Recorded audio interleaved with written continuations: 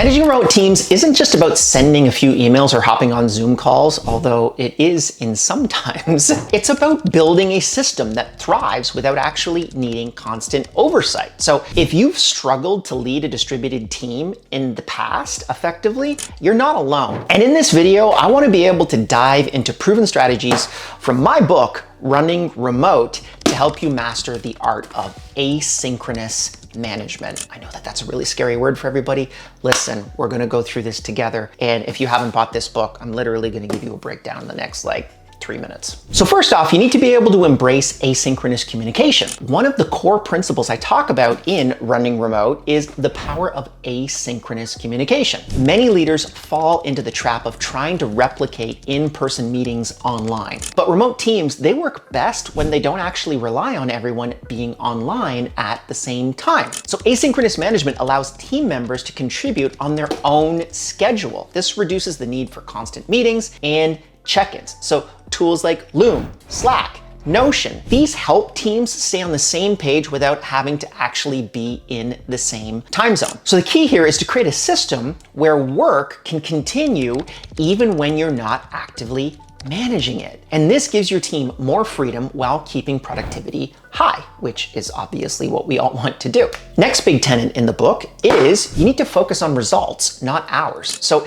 in Running Remote, I stress the importance of outcome-based management. Remote teams work best when you focus on results, not the hours particularly logged. So you need to be able to measure success by deliverables and impact rather than micromanaging daily activities. So you need to set clear, measurable goals so everyone knows exactly what's expected. This shift in mindset can be hard, especially if you're used to a traditional office management, but by focusing on what gets done rather than how or when it's done, it helps remote teams operate with greater autonomy. And fundamentally, the more autonomy that you have inside of your organization, the better. And I'm also saying, do not necessarily discount the inputs.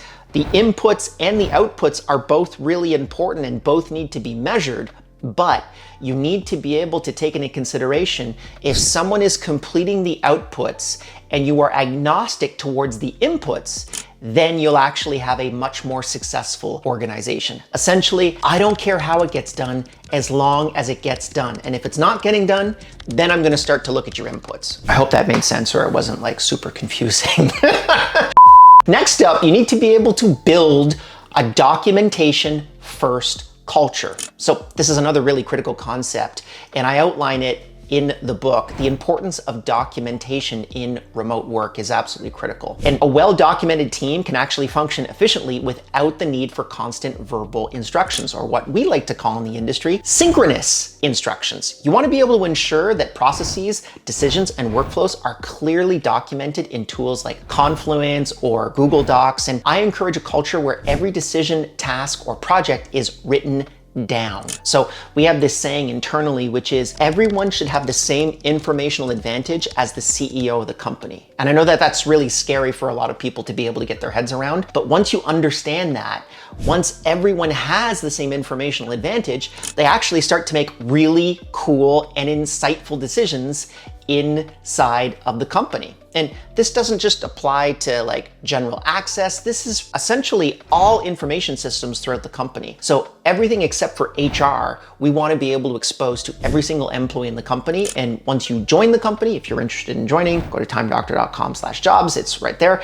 And you can actually get access to absolutely everything that we do inside of the company after you've signed all the non-disclosure agreements, obviously. And the key thing that this gives you is it ensures that your team can actually maintain momentum without requiring constant guidance. So they all become what we like to call self-guided missiles. They understand what the target is, but it's up to them to figure out how to get to that particular target, which is a big difference between most in-office companies where you're constantly asking for feedback. We don't want you to ask for feedback. We want you to just go and execute on the mission that we've set out for you. Next up is trust and accountability. And it's really important inside of a remote team. I personally believe that trust is your currency, and you need to trust your team to manage their time effectively. And we get the work done while they they need to trust you to provide them the autonomy that they need in order to be able to actually execute on that particular work. So one way to build trust is by creating transparency around everyone's responsibilities. So tools like Asana,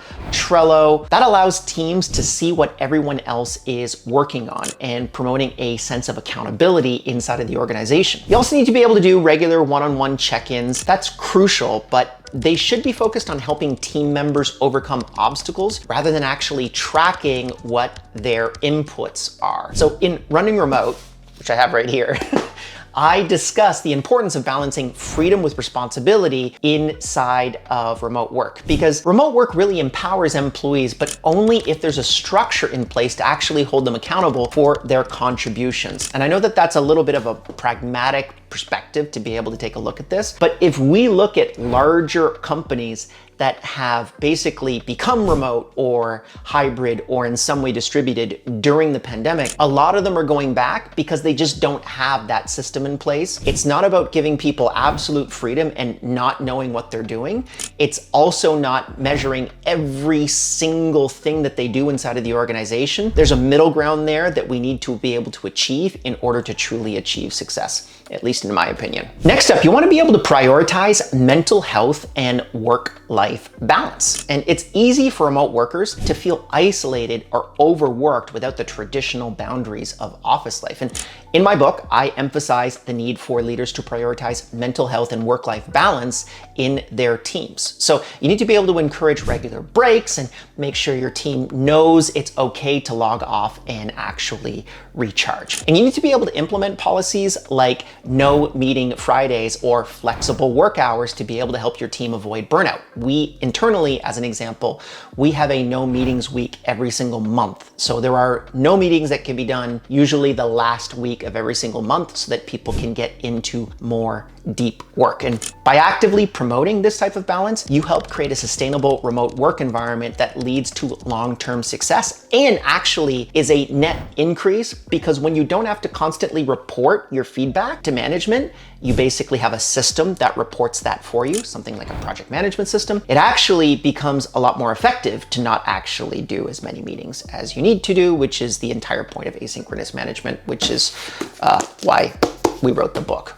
So you can also get the book, by the way, as well, if you want. Lastly, you need to be able to invest in the right tools. So managing remote teams effectively requires the right technology stack in order to actually succeed. And in Running Remote, I discuss how tools for communication, project management, and documentation are the backbone of remote work success. Some tools that I recommend is Slack for communication, Zoom or Microsoft Teams for video conferencing, or Asana or Trello for project management, and Loom for recording updates on asynchronous work or projects. I love that, by the way. I probably produce like 10 to 20 Looms per day. And the tools that you choose should actually enable you to be able to build that culture of transparency and communication and collaboration without actually adding unnecessary complexity to your workflows. So maybe I made the book completely redundant and you don't have to read it now, but you probably still should if you want to be able to pick it up. Here's the reality. Remote work is here to stay, and learning how to actually manage remote work is key to long-term success. And if you're looking for more detailed strategies, check out my book. And it's sold everywhere that books are sold. I don't know how they kind of give that spiel. And don't be able to forget to subscribe to this YouTube channel for more insights on work. We do this every single week, and it is indeed free. I'll see you in the next video.